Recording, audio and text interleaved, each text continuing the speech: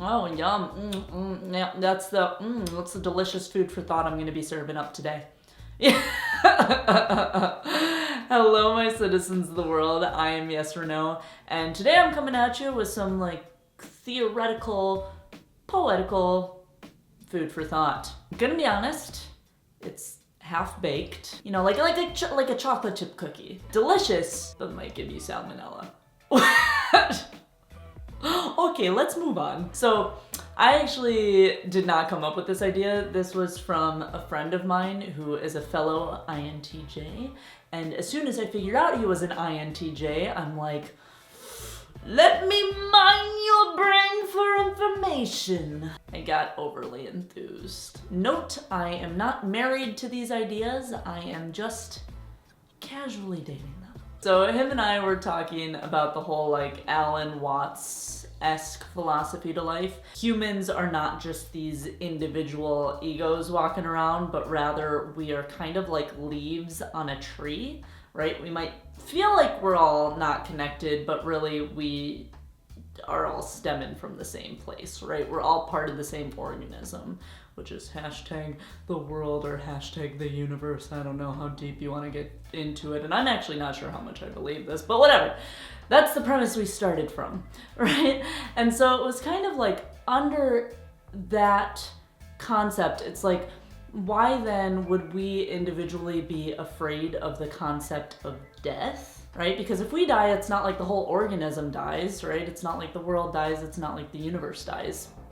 And that's when my friend jumped in with this thought. He said, speak for yourself, Taylor. When I die, it's all going to hell. No, I'm just kidding. No, he basically said he believes that all fears, including the fear of death, are just an extension of the fear of the death of the ego. That was a lot, so I'm gonna break it down. Basically, he's just saying that anytime we're scared of anything, it comes from watching our ego and our individuality be like relinquished and no longer existing. And so that's why people try to boom, slap their name up on buildings, boom, slap their name onto babies, so that so that they don't die out from existence's memory. I wanna slap my name on a baby. Can someone give me their baby? I'm just gonna slap my name on it. Okay, so think about it then. Fear of heights? No, that's a fear of death. Boom, fear of your ego dying. Social anxiety? Boom,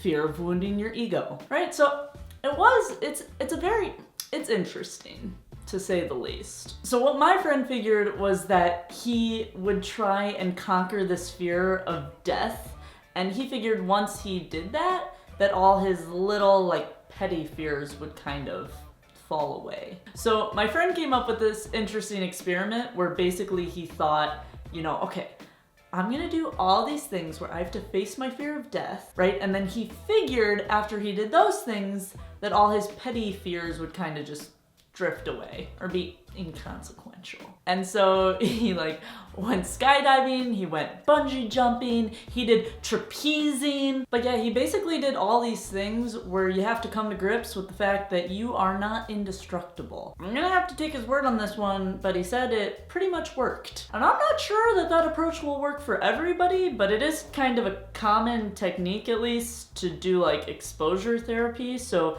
when you have something that scares you, kind of break it down into what that represents, and then find like little tasks that you can do to get yourself comfortable with facing that fear, and so that your brain starts telling a different story about that fear. Because really, when you think about it, like, our fears are stories. The story of what to focus on. What's the obstacle in this situation? Who's the victim? Who's the hero? Right? Like when you're scared of spiders, it's like, you are clearly the victim.